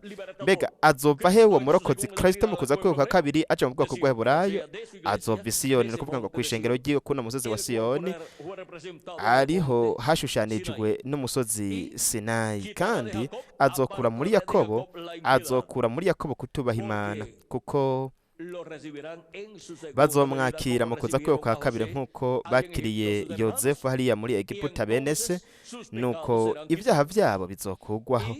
Kandi aho hazoba 140 vy'Abaheburayo nk'uko biri mu vyahishuriye Yohana igice c'indwi umurongo wa mbere kugeza ku w'indwi, abazohamagagwa begeranwe 12,000 vya buri muryango, hari nabo kandi bazoronka imbabazi z'ivyaha vyabo, kandi bazogarurwa binjire mw'isezerano ry'Imana. Kristo azobashimangira mw'isezerano ryo mu maraso yiwe, ivyaha vyabo bizokugwaho. Ivyo nivyo tubwirwa na mutagatifu Pawulo hano muri iki gisomwa, afashe ivyavugishijwe ivyahanuwe na Yesaya mu gice ca 59 umurongo wa 19 kugeza ku 21. Ku vy'ubutumwa bwiza n'abansi ku bwanyu, ariko ku vyo gutoranya kw'Imana n'abakundwa ku bwa basekuruza, ku bwa Aburahamu na Isaka na Yakobo hamwe n'abahungu ba Yakobo, kuko ingabire z'Imana no guhamagara kwayo itavyicuza. Rero ubwoko bw'Abaheburayo, Abaheburayo mu gihe ca nyuma bazohura n'Imana yabo, bazohura na Mesiya mu kuza kwiwe ku munsi wa nyuma je Kristo kw'ishengero ryiwe, kandi Abaheburayo bazomumenya, bazovuga bati uyu niwe twebwe twamye turindiriye, kandi bazomwizera, bityo bazogarurwa Abaheburayo nabo, kandi bazokwizera umwami. Bityo ugukomantazwa imitima kwamye kuri mu bwoko bw'Abaheburayo mu myaka 2000 aribo batizeye Kristo nk'umukiza wabo kuzokugwaho, hanyuma bavuge bati ubure turizeye, kuko bazomubona mu gushizaho kuza kwiwe kwa kabiri aje kw'ishengero ryiwe mw'ihuriro ry'ihanga ry'Imana, ishengero rya Yesu Kristo rihura n'umukundwa wacu umwami Yesu Kristo. Nico gituma Kristo yamye atsindanishiriza kandi yuzuza mpwemu yera abo yatoranije, ishengero ryiwe, abagize ishengero ryiwe uva mu gihugu mu kindi, kugira ngo abatorejwe n'Imana bo mw'ishengero rya Yesu Kristo bahure na Yesu Kristo mu kuza kwiwe kwa kabiri ku munsi wa nyuma, ari wo wa gatatu mu minsi 3 ya nyuma, mu gatondo kandi ko ku munsi wa nyuma, no kuvuga ngo mu myaka ya mbere 125 y'ikimpumbi c'indwi. Rero habura gusa imyaka 2 n'amezi 4 kugira ngo harangire uwa kabiri mu minsi ya nyuma, hatangure uwa gatatu mu minsi ya nyuma. Aho n'igihe tworeka ikirangaminsi nk'uko kiri, ariko twongere ku kirangaminsi imyaka yo gucegwa ikiriko, twaramaze gushika mu gihumbi c'indwi. Mu yandi majambo turi ku munsi wa nyuma, mu yandi majambo turi mu gihe c'umuteramyi wa 4, mu gicugu ca 4, turi mu ntamboko y'Imana, aho abana b'Imana bose bategerezwa kuba bakangutse. Kanguka wowe usinziriye, zuka uve mu bapfuye, Kristo arakumurikira. Rero ntituri abana b'ijoro, ariko turaba umurango. Kubw'ivyo rero dutegerezwa kuba dukangutse kugira ngo ntiducikwe no kuza kwa kabiri kwa Kristo, nk'uko vyagenze ku bwoko bw'Abaheburayo. Ntibamenye kuza kwa mbere kwa Kristo, arivyo vyariko bishikirizwa mu bwoko bw'Abaheburayo mu myaka 33, kandi ntibashoboye kubibona. Umuherezi mukuru hamwe n'amadoktora yose yari afise muri teolojiya, amadoktora mu vy'iyobokamana, n'abagize inama nkuru y'idini ry'Abaheburayo, inama nkuru y'abanyekombe, n'abanyene n'abadokiteri mu vy'iyobokamana mu vya teolojiya, nabo nyene ntibamenye ukuza kwa mbere kwa Kristo. Iyo Imana isezeranye ikintu gikomeye cyane, igishitsa mu buryo buciye bugufi. Kandi murabe, ikintu gikomeye cyane nk'ukuza kwa mbere kwa Kristo byari byavugijwe n'abavugishwa n'Imana mu isezerano rya kera ko bizobera mu bwoko bw'Abaheburayo, ndetse byari byaranavuzwe ko azovyagwa n'inkumi. Uwo mwana ko azovyagwa n'inkumi, hari wazoba yitwa Emmanuel, risobanura ngo Imana iri kumwe natwe. Hanyuma byari byavuzwe ko azoba uw'i Betelehemu Yudaya. Kubw'ivyo rero yategerezwa kuba uwukomoka mu mwami Dawidi, kandi akavyagwa n'inkumi, inkumi ikomoka mu mwami Dawidi. Mariya yari inkumi, umwigeme w'inkumi akomoka mu mwami Dawidi. Yozefu nawe nyene yari umuntu akomoka mu mwami Dawidi, ni ukuvuga yuko bari abaganwa. Yozefu yari umuganwa, na Mariya nawe nyene nubwo bari abakene, ariko ubukene ntibukuraho ico umuntu ari imbere y'Imana. Mu gihe umuntu ari uwatoranijwe, nuko rero uwatoranijwe yaba akenya canke atunze, izina ryiwe ryanditse mu gitabo c'umugazi w'intama, n'uwatoranijwe n'Imana. Ntaco bitwaye umwanya yoba afise mu kibano, ntaco bitwaye umwanya yoba afise mu by'ubutunzi, ntaco bitwaye igihugu yoba bamwe, n'umwana w'Imana. Rero Yozefu na Mariya barabakomoka mu mwami Dawidi, kandi igihe Mariya yari amaze kugira amezi 9 kugira ngo yibaruke umwana Yesu,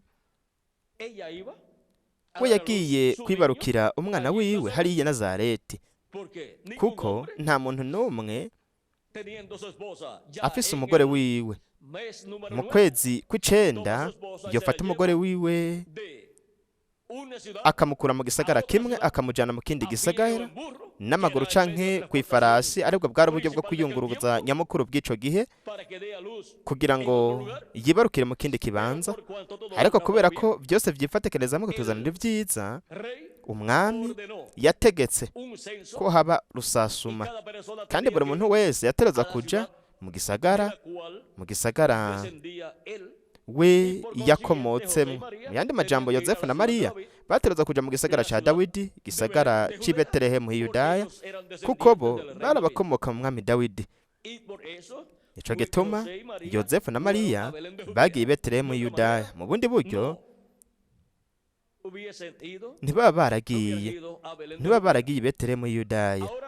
Rero batereza kuja hariya kugira ngo hashitswe icanditswe avukire Betelehemu Yudaya, kuko i Betelehemu Yudaya niho hari kuva umutware umurokozi azoganza ubwoko bw'Abaheburayo, nk'uko byari biri mu buvugishwa bwa Mika igice cya gatanu umurongo wa kabiri.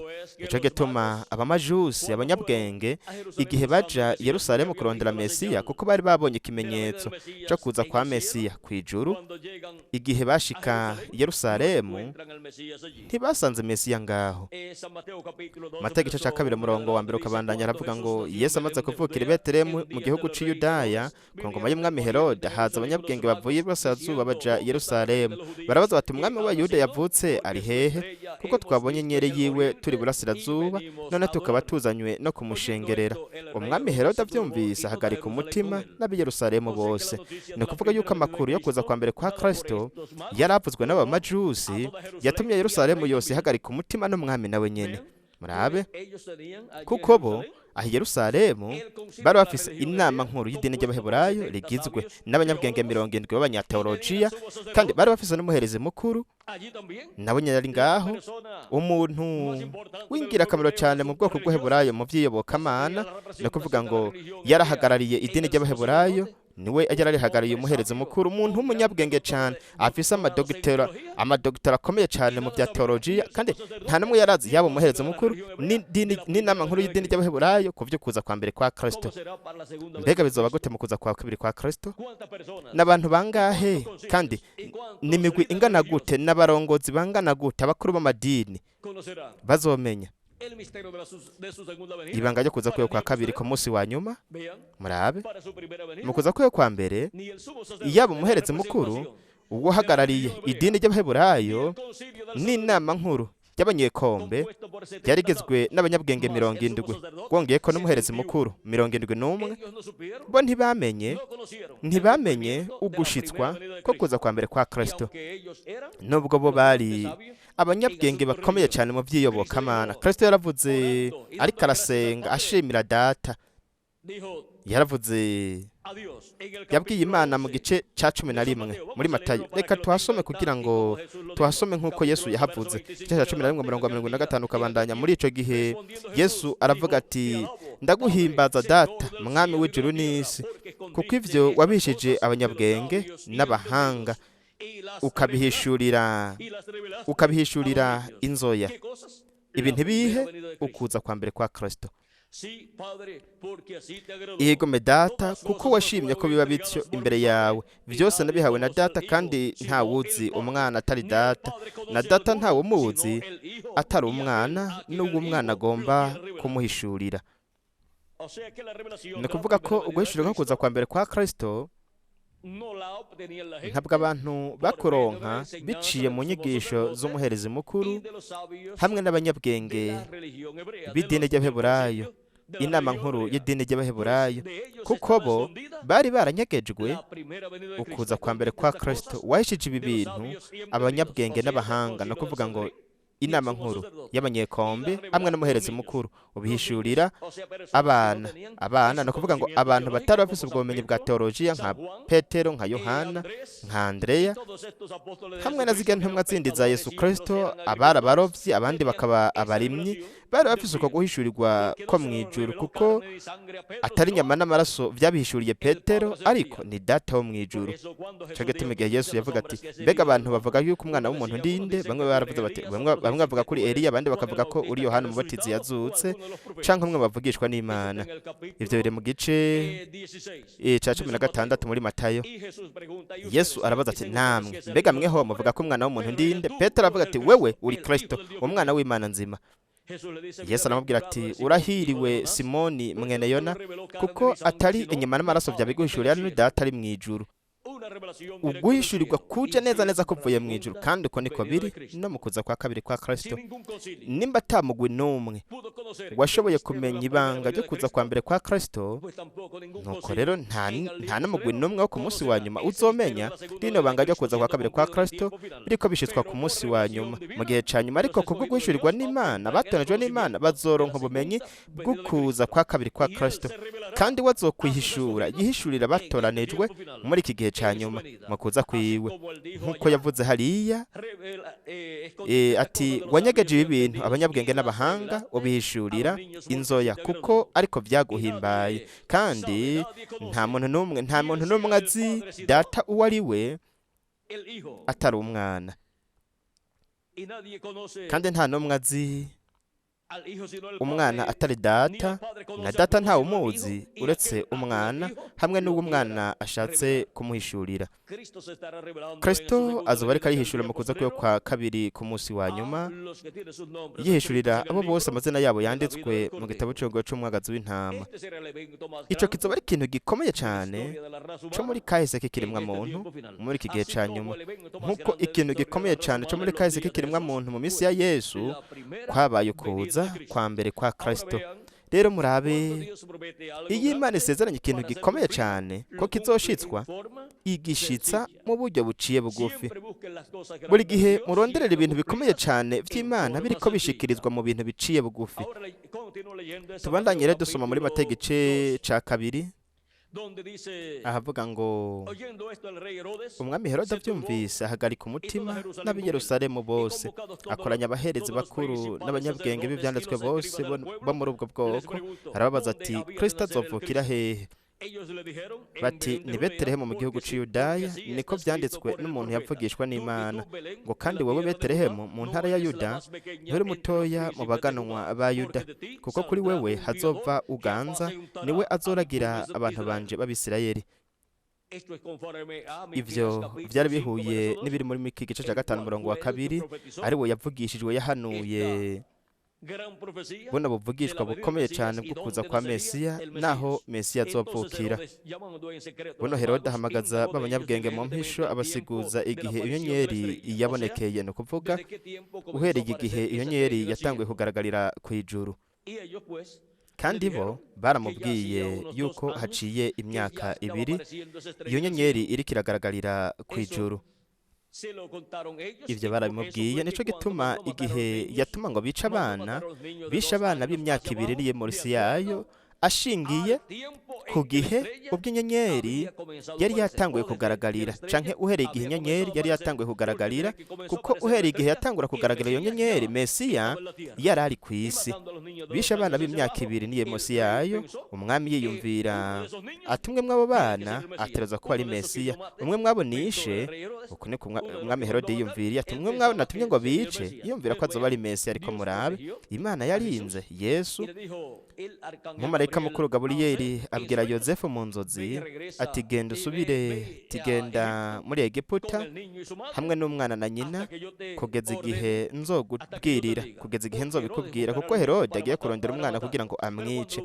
Ariko igihe yamuronderaga amwice, kuko abamajusi bari baciye mu yindi nzira mu gusubira mu gihugu cyabo hariya mu burasirazuba, kuko marayika nabo nyene yari yababwiriye mu nzozi ati, musubire mu gihugu cyanyu muciye mu yindi nzira, ntimuce kwa Herode. Herode yashaka amakuru ku bijanye no kuvuga k'uwo mwana hamwe n'ahantu umwana yarari, kugira ngo atume baja kumwica. Ariko kubera ko abamajusi baciye mu yindi nzira, nuko rero yaciye atuma ngo bice abana b'imyaka 2 niyiri munsi yayo, ashingiye ku gihe ubwo inyenyeri yari kiragaragarira. No kuvuga yuko yari maze imyaka 2 igaragarira ku ijuru. Kandi muraba, abanyabwenge n'abahanga b'ico gihe mu vy'iyobokamana, mu vya teologiya, ntibari bazi ko k'icyo kimenyetso cyari ko kigaragarira ku ijuru cyari ikimenyetso cyo kuza kwa mbere k'umwana w'umuntu, ikimenyetso kiboneka abamajusi babonye. None cyari ko kiboneka gute? Canke hari kuba hariya muri zodiac ari ikimenyetso kiri, canke hari inyenyeri nini cyane iboneka? Ico abamajusi barakibonye, ariko bose bashoboye kuyibona kuko yari kwiragaragara mu myaka 2. Kandi murabe, ntibamenye muhereze mukuru hamwe n'abagize inama nkuru y'abanyekombe, ntibaciye n'ikanda ko icyo cyari ikimenyetso cyo kuza k'umwana w'umuntu. Cyo gituma mu yandi majambo haterezwa kuba hari ko hashikirizwa ku isi kuza k'umwana w'umuntu. Ariko mwibuke ko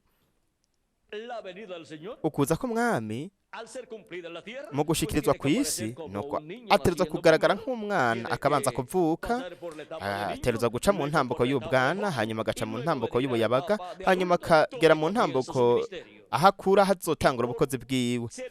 Kandi hafi y'imyaka 30 Mesiya yarari ku isi ari mu bwoko bw'Abaheburayo, nyuma yo guhamagarwa akava muri Egiputa, hanyuma agasubira mu gihugu ca Isirayeli, ariko i Nazareti aho Yesu yakuriye. Kandi murabe, Mesiya yarari ku isi, ugushitswa ho kuza kwa mbere kwa Kristo kwari kuri ku isi.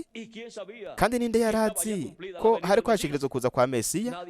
Nta numwe uretse Mariya, Yozefu, Elizabeti uwo mu muryango w'iwabo, Zakariya umuherezi, hamwe na Simewoni na Ana aribo bari babonye Mesiya igihe yari afise iminsi 8, nuko akazanwa mu rushengero kugira ngo akebwe. N'abungere bari bagiye aho umwana Yesu yarari afutse ibitambara hariya mu ruhongo igihe yavuka.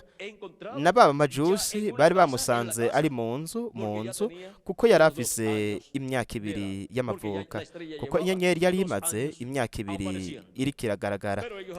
Ariko bo bari basubiye mu burasirazuba, no kuvuga ngo hariya i Babuloni.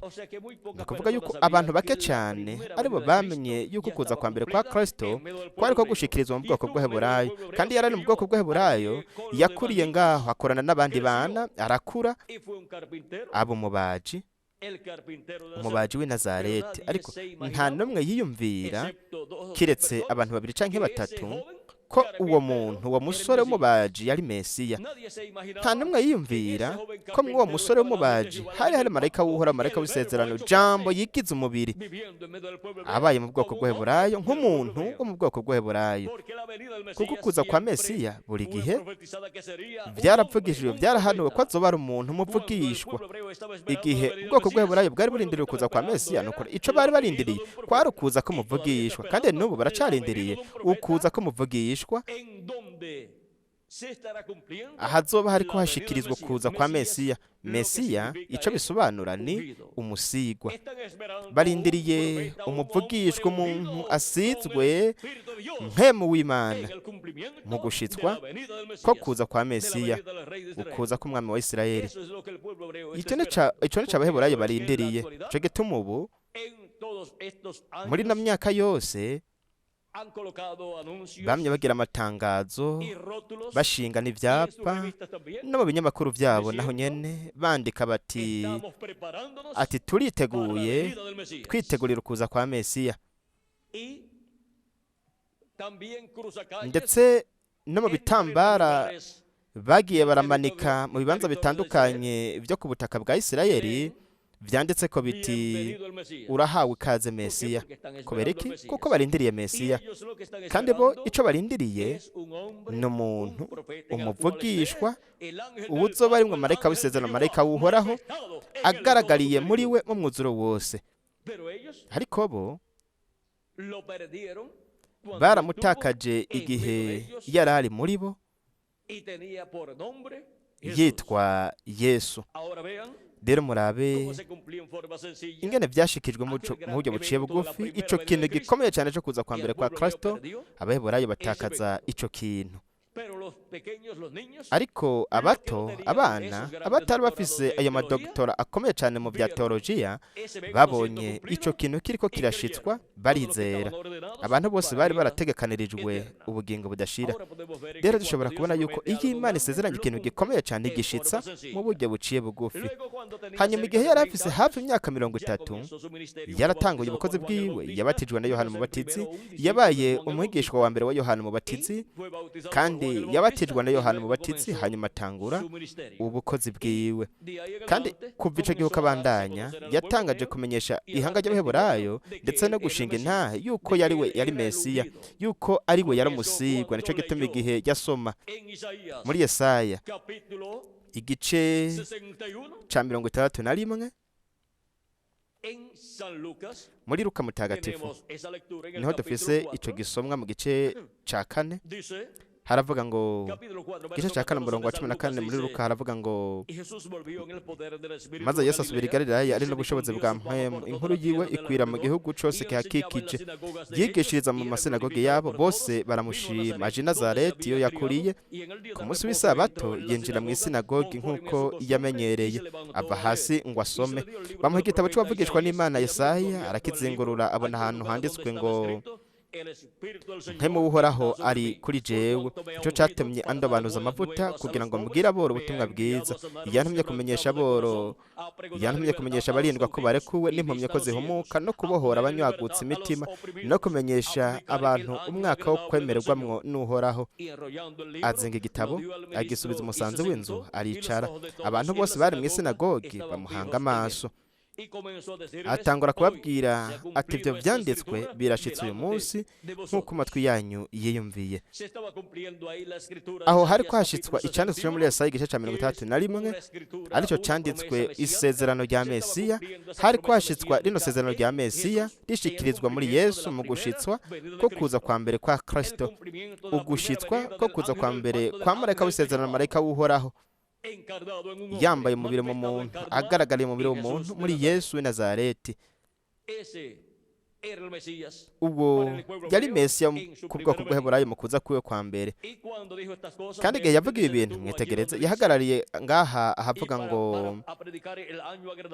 no kumenyesha abantu umwaka wo kwemererwamo n'uhoraho. Ntiyabandanije asoma, kuko iyo abandanya asoma yari gusoma ngo n'umunsi wo kwihora w'Imana yacu, kandi umunsi wo kwihora w'Imana yacu uzovugwa mu kuza kwiwe kwa kabiri, aho azotangaza, azovuga ibihano by'Imana bigiye kuza ku isi mu kuvugwa ko umunsi wo kwihora w'Imana yacu mu gushitswa ko kuza kwa kabiri kwa Kristo.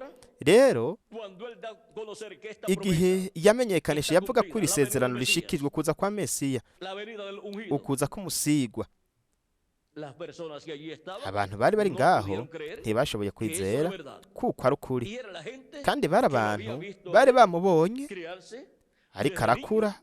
Uhereye akiri umwana bari bamubonye akura, bamubona ariko arakora mu ruganda rwa Yozefu, bamubonye kandi ariko arasoma ibyanditswe ku masabato uhereye akiri umwana. Igihe rero yatangura ubukozi bwiwe akiyerekana nko gushitswa, akihuza no gushitswa ko kuza kwa Mesiya, ntibashoboye kumwizera. Hakuvuga bati Imana ishimwe ko Imana irikishitsa ukuza kwa mbere kwa Mesiya biciye muri umwe ubwo mu gihugu cyacu, biciye mu mwenegihugu wo ngaho i Nazareti. Ariko murabe ico bakoze, bose baramushima, batangazwa n'amajambo y'igikundiro avuye mu kanwa kiwe, bati mbega uyu siwe mwene Yozefu? Bari batanguye kurondera impamvu runaka yo kugira ngo ntibizere ko ari we ari Mesiya. Arababwira ati ntimuzobora kuncira uyu mugani muti muvuzi wivure. Ibyo twumvise byose ko wakoreye i Kaperinawumu mubikorere nino mu ntara y'iwanyu. Kandi ati ndababwira ukuri, nta muntu avugishwa n'Imana yemegwa mu ntara y'iwabo. Ariko ndababwira ukuri, hari abapfakazi benshi mu Bwisirayeli mu gihugu ca Eliya, hamwe ijuru ryakingwa, imvura igatara imyaka 3 n'amezi 6, ikigoyi cinshi kigatera mu gihugu cose. Yamara Eliya ntiyatumwa kuri n'umwe muri bo, ariko atumwa i Zarefati mu gihugu c'i Sidoni ku mugore w'umupfakazi. Kandi hari abanyamibembe benshi mu Bwisirayeli mu gihe c'uwavugishwa n'Imana Elisa, ntihakizwa n'umwe muri bo atari Namani umunyasiriya. Abo mw'isinagogi bose bavyumvise barashungumigwa. None bishoboka gute ko baja mw'isinagogi mw'ishengero gukorera Imana hanyuma bagashavura, bashavuzwa n'ubutumwa Yesu yari karavuga? Abo mw'isinagogi bose barashungumigwa, bava hasi, no kuvuga ko baciye barangiza igikorane, bava hasi baramushika, bamukura mu gisagara cabo, bamujana ku manga y'umusozi wubatsweho igisagara cabo ngo bamutembagarizeyo. Ariko aca hagati muri bo arigira. Rero murabe, bashaka kwica, bagiye mw'ishengero guhimbaza Imana, kandi rimwe mu mabwirizwa ntiwice, ariko bashaka kwica Mesiya. Ndetse uhereye akivuka, murabe, bashaka kwica Mesiya. Ubuzima bwose bwa Yesu, ino myaka 33, ino myaka yose cabaye igihe ubwo muri ino myaka yose bagerageje kwica Yesu, ariko we ntiyari gushobora gupfa. Ntihari gushobora gupfa hataragera igihe cyategekanijwe n'Imana. Nta n'umwe nyaka ubuzima ndabutanga mbyigombeye kugira ngo nongere ndabwisubize, niko Yesu yavuze. Kandi igihe hagera igihe cyo gutanga ubuzima bwiwe ku bwacu twese, we ku bushake yatanze ubuzima bwiwe, yishira ku ibyaha byacu, kuko yatishira ku ibyaha byacu ntihari gushobora gupfa. Murabe, kuko atacahagira ntiyari gushobora gupfa, kuko ingero y'icaha ni urupfu. Nta n'umwe yari gushobora kwaka ubuzima Yesu, kuko atacaha yari afise.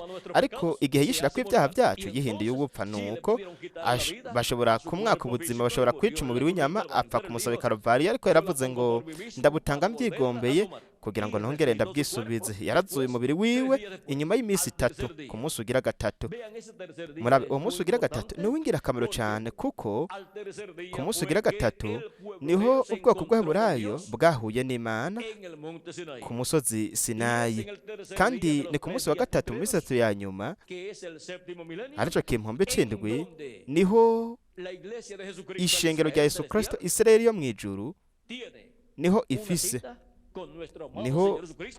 ifise ubutumire bwo guhura n'umwami Yesu Kristo, kugira ngo ihure n'umukundwa wacu umwami Yesu Kristo mu kuza kwiwe kwa kabiri,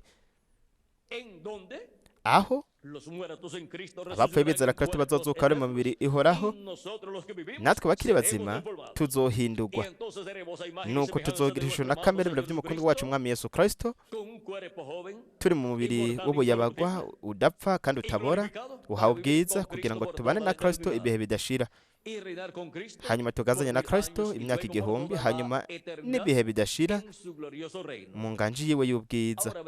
Rero murabe impamvu we yadutsindanishirije kandi yatugumije nk'uko umega nta cyaha twigeze dukora, kuko yatwogeje n'amaraso yiwe y'igiciro, kandi murabe igituma yatwejeje, nuko agaheza akatweza kugira ngo tubabiwe.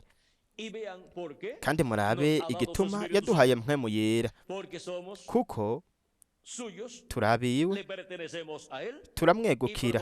Mu yandi majambo, twari dukeneye kuvuka bwa kabiri, kugira ngo ku munsi wa nyuma mu kimpombe c'indwi duhure na Yesu Kristo mu kuza kwiwe kwa kabiri mu gatondo k'ikimpombe c'indwi, ariho ari mu myaka ya mbere 125 y'ikimpombe c'indwi. Ico gituma yadutsindanishirije, ico gituma yatwejeje, kandi yaduhaye mpwemu yera, kugira ngo duhure nawe ku munsi wa nyuma mu kimpombe c'indwi, ari wo munsi wa gatatu mu minsi 3 ya nyuma, kandi ni mu gatondo k'ico kimpombe c'indwi, ariyo myaka ya mbere 125 y'ikimpombe c'indwi. Turabonye impamvu Imana yatwejeje, nk'uko kandi yanadutsindanishirije kandi yatwujuje mpwemu yera, no kugira ngo duhure n'umukundwa wacu umwami Yesu Kristo mu kuza kwiwe kwa kabiri. Kuri jewe ryari bako ridasanzwe kubana namwe bakundwa nshuti na bene data muri hano n'abumvira ku radio, ndabashingira intahe y'iri huriro, guhura n'Imana, uku tuzohura n'Imana mu gihe ca nyuma, uku guhura na Yesu Kristo mu kuza kwiwe kwa kabiri mu kimpombe c'indwi ku munsi wa nyuma, ariwo twamaze kugeramwo mu gihe twokongera ku kirangamisi imyaka yo gucegwa ikiriko. Ariko bitagenze uko, habura gusa imyaka 2 n'amezi 4 kugira ngo harangire ikimpombe ca gatandatu. Mu yandi majambo, harangire uwa kabiri mu minsi ya nyuma, hatangure umunsi wa nyuma, no kuvuga ngo uwa gatatu mu minsi ya nyuma ari ikimpombe c'indwi, kugira ngo tube twiteguriye guhura n'Imana yacu, twiteguriye guhura n'umukundwa wacu umwami Yesu Kristo mu kuza kwiwe kwa kabiri, kugira ngo duhindurwe, tujanwe mu buzima y'ubukwe bw'umwagazi w'intama mw'ijuru, mu rugo rwa Data wo mw'ijuru, turi kumwe n'abapfuye bizera Kristo bazozuka kuri uno munsi wa nyuma, kugira ngo bahure n'umukundwa wacu umwami Yesu Kristo muri iki gihe ca nyuma. Yesu imigisha Yesu Kristo mureka bisezerano yoba kuri mwe mwese no kuri jewe nanje, kandi ase vuba ho kuzura igitigiri c'abatanijwe n'Imana mu mubiri w'ibanga wa Kristo, kandi vuba bapfuye bizera Kristo bazuke, natwe bakiri bazima duhindurwe, nuko tujanwe mu buzima y'ubukwe bw'umwagazi w'intama mw'ijuru, mu izina rihoraho ry'umwami Yesu Kristo. Amen kandi amen. Bakundwa nshuti na bene data muri hano, abakurikiranira ku radio, mutore impapuro n'amakaramu kugira ngo mwandike amatelefone ndetse n'imirongo mwoshobora guhamagarako canke kwandikako kugira ngo muronke ibitabo ku buntu ndetse n'amakaseti nayo nyene, nuko mujane n'amavideo mu mago yanyu kugira ngo mubone ibikorane bisa niki kugira ngo muronke ubumenyi bwinshi bw'umugambi w'Imana, mube mwiteguye kugira ngo muhure n'Imana yacu, muhure n'umukunzi wacu Mwami Yesu Kristo mu kuza kwiwe kwa kabiri. Ndasiga umusore Joseph Benjamin Perez kugira ngo abahe imirongo hamwe n'amatelefone bakundwa nshuti n'abakurikiranira ku radio, bityo mushobore guhamagara canke kwandika. Imana ibahezagire kandi barinde mwese.